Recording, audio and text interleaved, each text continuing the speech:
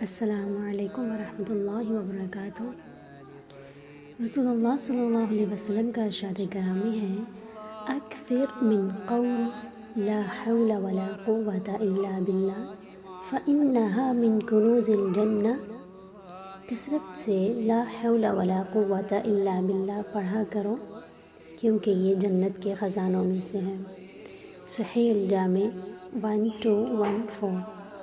ایک اور جگہ پر رسول اللہ صلی اللہ علیہ وسلم کا فرمان ہے، الا ادلک علی کلمۃ من تحت العرش من کنز الجنہ تقول لا حول ولا قوة الا باللہ فیقول اللہ عز وجل اسلم عبدی واستسلم۔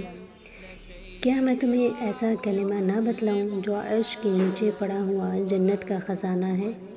تم لا حول ولا قوة الا باللہ پڑھا کرو۔ جب بندہ یہ پڑھتا ہے تو اللہ سبحانہ وتعالی فرماتا ہے، میرے بندے نے میری تابع فرمانی کی اور خود کو میرے سپرد کر دیا۔ صحیح الجامع 2614۔ اللہ ہمیں عمل کی توفیق عطا فرمائے۔